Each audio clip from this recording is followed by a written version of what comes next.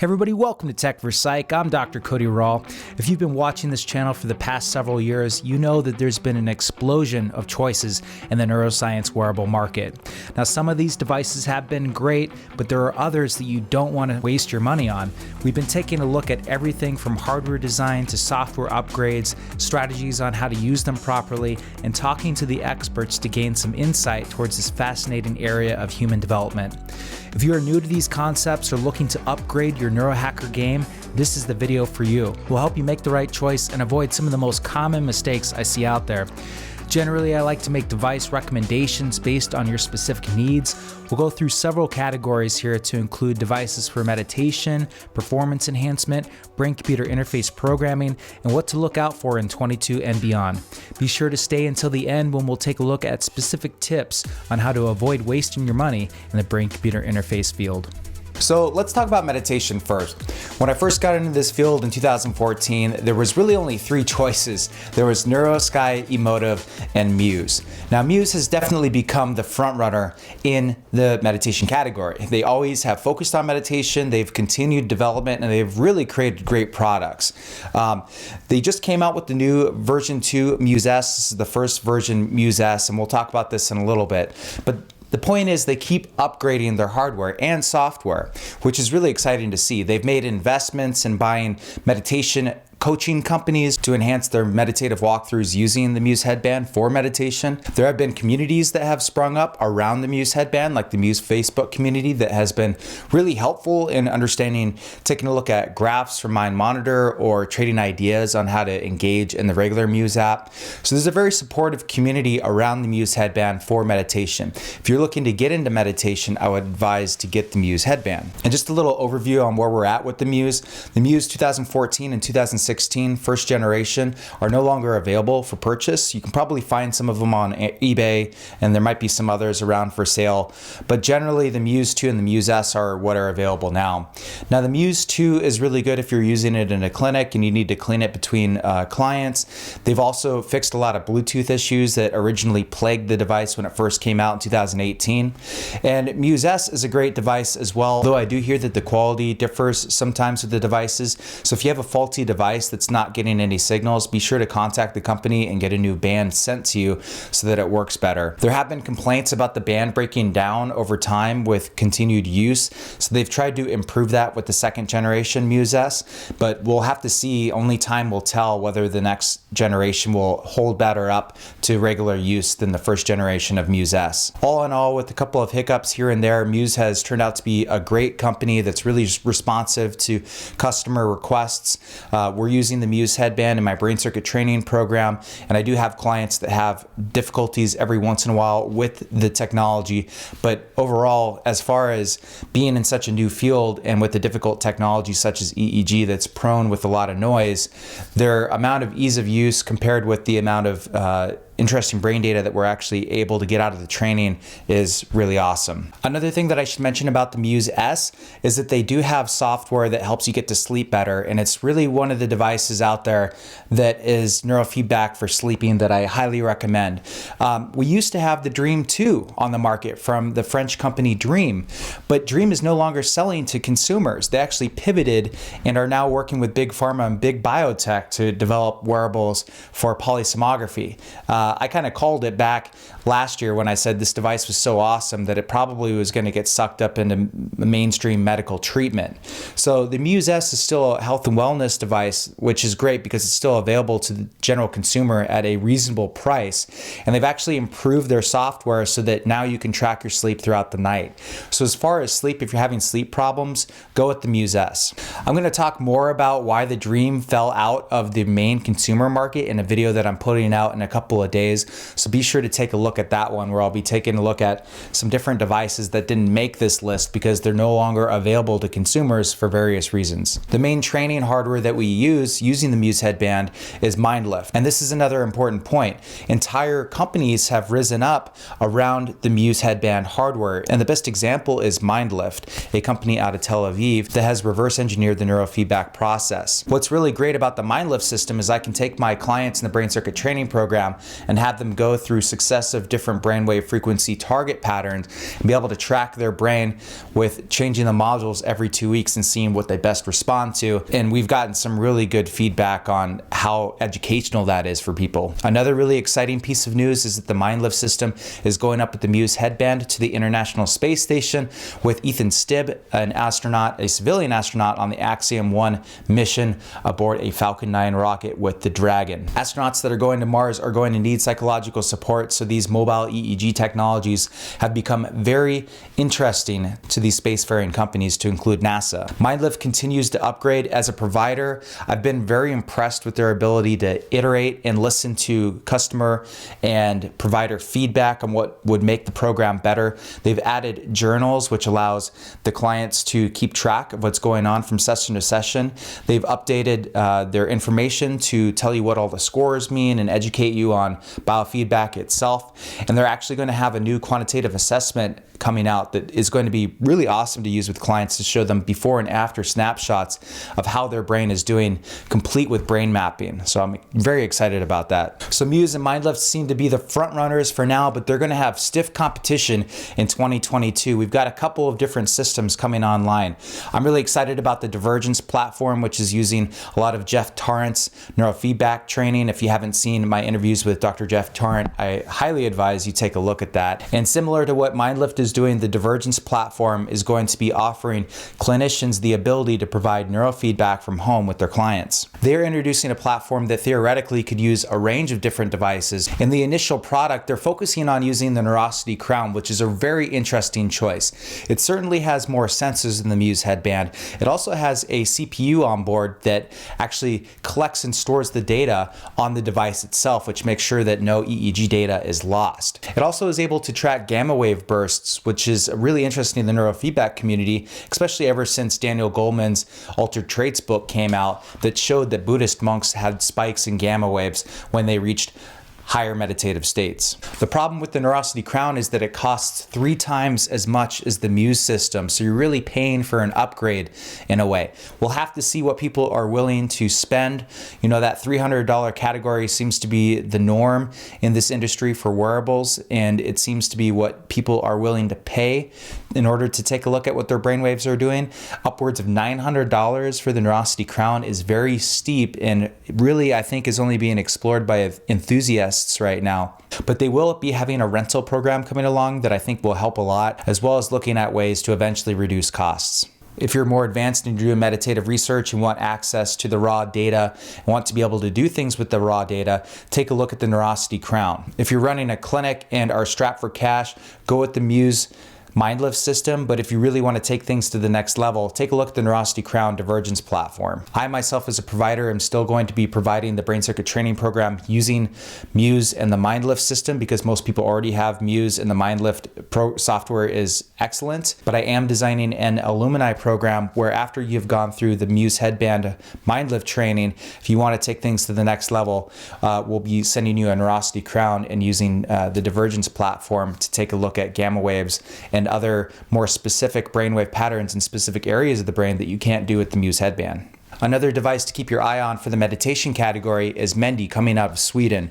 Now, Mendi uses a different modality than the Muse. The Muse headband and the Neurosity Crown both use EEG, which is the electrical waves that come from your brain that are scattered from hitting the skull and the cerebral spinal fluid and difficult to locate exactly where the action is happening. But with Mendi, they're using a near-infrared light that bounces off the blood flow in your frontal lobe of your brain to target and to track how the blood flow of your brain is working. And if you think about it, the frontal lobe, if you increase blood flow to the frontal lobe, that's generally a sign of increased attention, better control over your emotions, over your impulses. It could be good for controlling addictive behaviors like trying to stop smoking. There's a lot of benefits that could come from tracking the blood flow of the frontal lobe. For now, their app is relatively simple. You raise this ball and it shows you the increase in your frontal lobe blood flow. But in the very near future, they're going to be adding meditation and other categories to the software so that you can see how the blood flow of your brain is affecting your meditative progress. What's great about the Mendi system as well is that, like the Muse 2, they're able to track your heart rate variability, because that red light that is tracking the blood flow of your brain will also be able to track how quickly your heart is pumping based on the temporal artery. So all those data points could really add up to an amazing meditation experience. I know the company has raised a ton of money in the last couple of months and is hiring like crazy. So I'm really excited to see what the Mendi can do over the next year in 2022. Now, as I said before, meditation can be a roundabout way of increasing a host of different cognitive skills. But if you want more plug and play, something a little bit more straightforward than the Muse headband, there are a couple of options.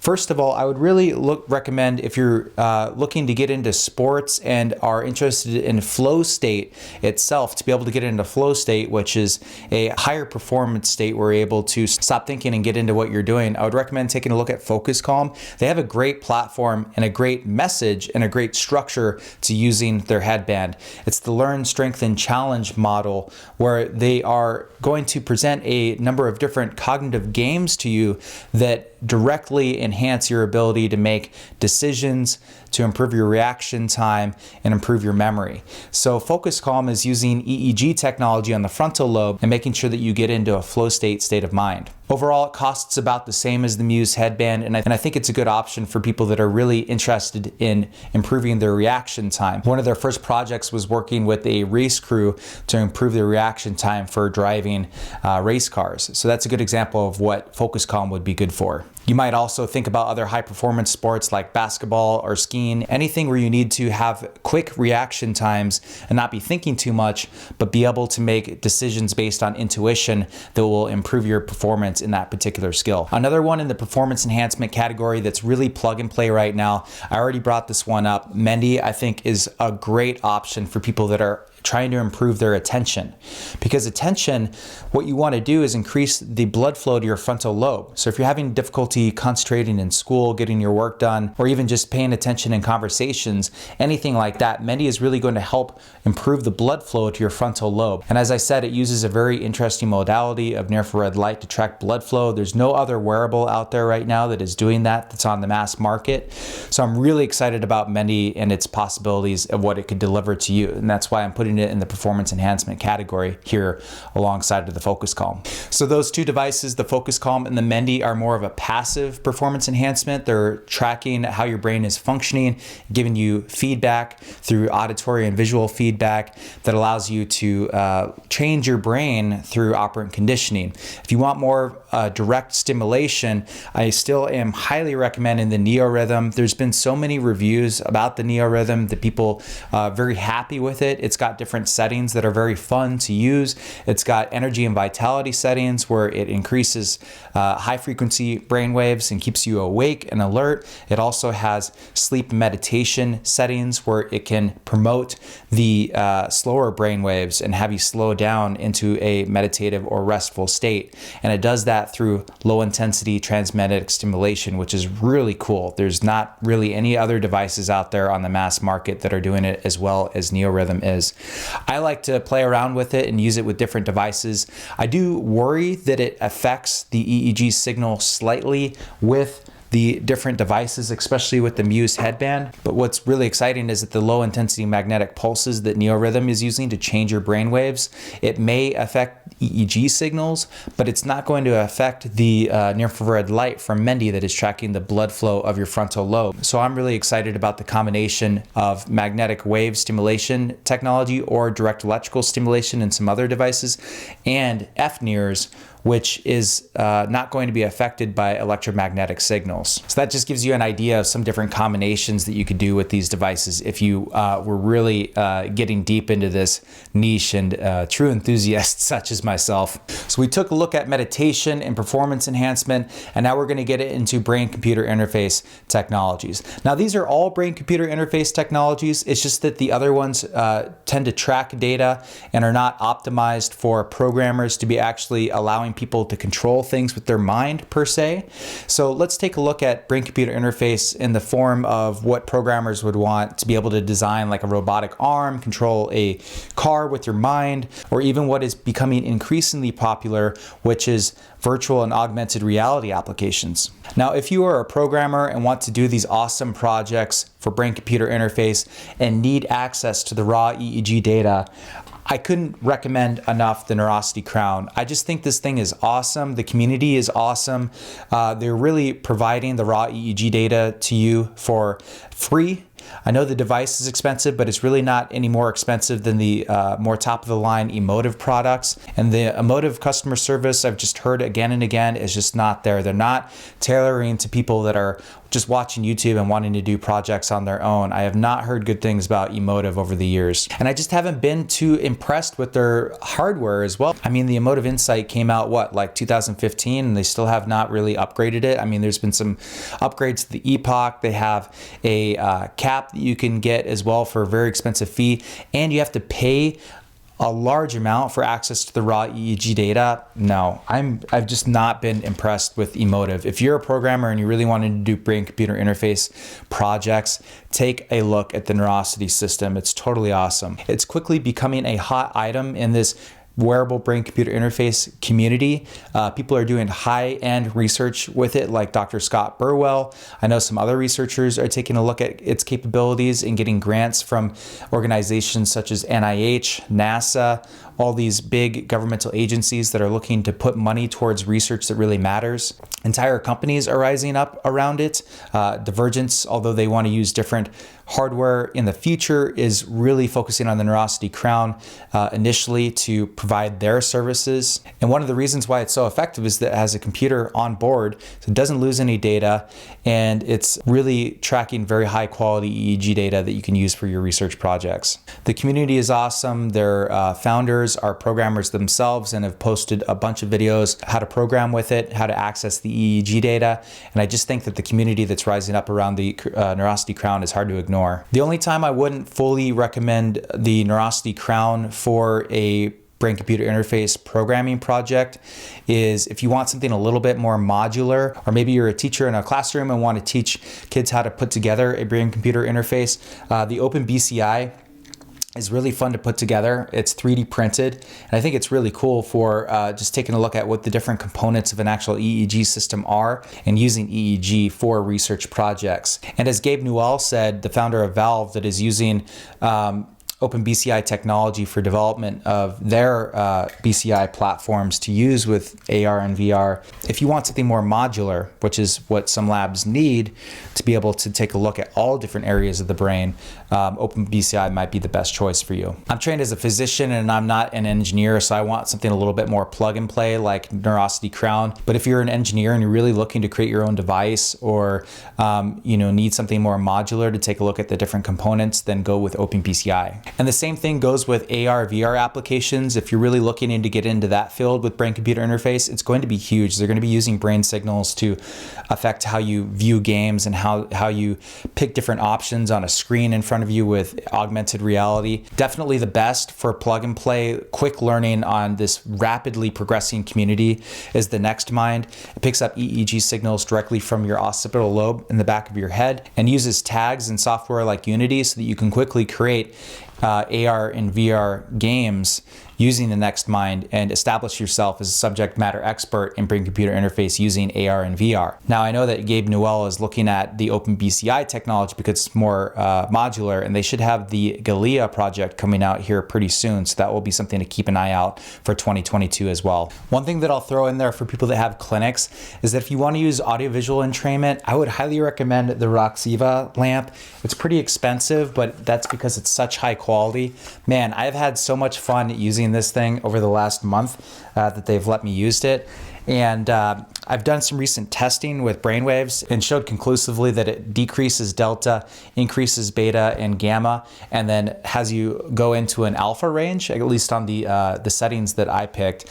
There's some different sound settings. One of them is called Crystal LSD, and as you're sitting there with your eyes closed, you get all these fractal patterns as it takes you through the audio soundscape. Now, as promised, I'm not going to be completely positive through this whole video. There's some platforms that I'm just really not that excited about, and these are on Amazon and being advertised on the internet, and I know that people have a lot of choices, so I'm just gonna say what I want to say about these different devices to prevent you from spending your money where I think it could be better spent elsewhere. One of the biggest ones, I'm just not an emotive guy. I just haven't heard good things about their customer service. I haven't seen a whole lot of local projects come out of emotive. I just feel like the community is not there in terms of consumers, especially on YouTube and Facebook, communicating what they've done with the devices. And I think that their pricing scheme for having access to the EEG data is ridiculous. And I wouldn't recommend someone to purchase emotive. If you're going to be doing brain-computer interface projects, I would much more recommend Neurosity Crown. And if you're doing meditation, go with Muse. And if you're doing attention training, go with Mendi. There's just no category that I would recommend emotive over any of those. So emotive, I still just have not been impressed with what they've been doing in recent years, which is really disappointing because I thought it was the coolest company to begin with. Back when I got into this niche back in 2014, 2015. And yes, they've been innovating, but I just haven't seen the excitement much around what they're doing in terms of doing really big things and bringing wearable EEG to the mainstream. Contrary to common belief, I do not make videos on every EEG device that's sent to me just because I feel like some of them don't stand out much. Some of you may have seen the Flow Time on Amazon. It sells for $200, which is cheaper, obviously, than the Muse Headband and a lot of the other EEG wearables. And, they've got some cool applications there. You can see what your brainwaves are doing. There's some meditation apps. There's even some guided meditations. But I just don't see what they're doing that's any different than the front runners of Muse. And I feel like Muse is a higher quality product for meditation. And I think that Muse is worth the extra $100. Primarily because I've seen more communities raised up around Muse.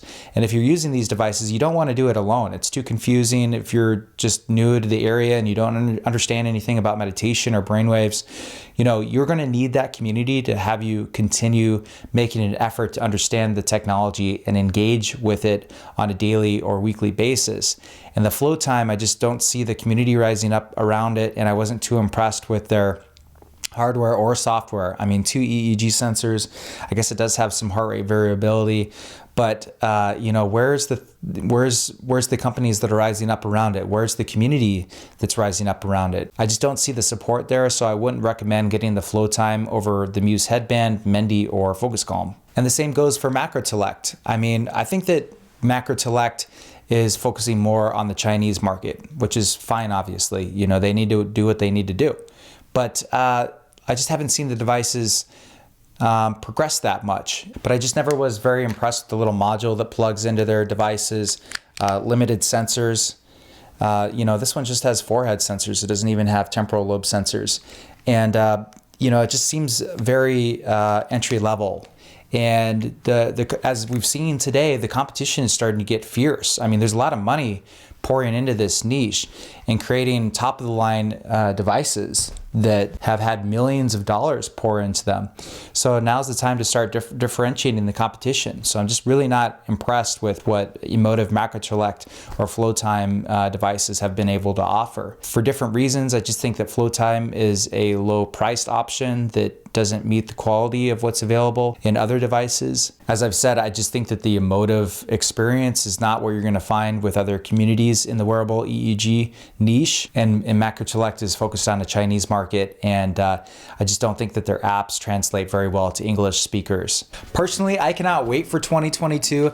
There are things going on right now that I've been talking about for years on this channel. Kernel has its Kernel Flow device, and it is tracking blood flow in the cerebral cortex, as well as a functional MRI machine for 1/10 of the cost. It still costs about $100,000, and they are loaning it out to researchers to do cutting edge brain research, but they do talk about getting the cost down in the near future, as well as partnering with other companies to create consumer wearables, which would be amazing. They're also working on their Kernel Flux device, which is a magnetic encephalography device capable of detecting what song you're listening to out of a set of 10. They published that paper last year. Open Water also has their functional near-infrared spectroscopy device out. It appears to be using near-infrared light in combination with ultrasound. They've done some amazing scans of the internal structure of rats using it. They're starting off in the clinics because they could save hundreds of thousands of lives detecting stroke victims in the ambulance, but plan on taking their FNIRS technology even further into brain-computer interface in the coming years. What I'm really excited about is that mid-ground. We have FNIRS technology in Mendi now that you can use to increase the blood flow of your frontal lobe,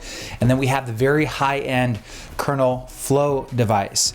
Somewhere in the mid-ground, we're going to start seeing products come out of that. We're going to start seeing the technology that's only available at a very high price influencing what's at the consumer level and allowing us as the general consumers to bring brain wearables into our home that are very powerful, accurate, and can provide brain data to us like a Fitbit for your brain to influence our everyday behaviors in tracking everything from mood to sleep to attention, memory, and other cognitive skills. So here's to 2022 and all the exciting things that are happening in neuro wearables. I'm Dr. Cody Rall, your medical doctor confidant. Talk to you next time.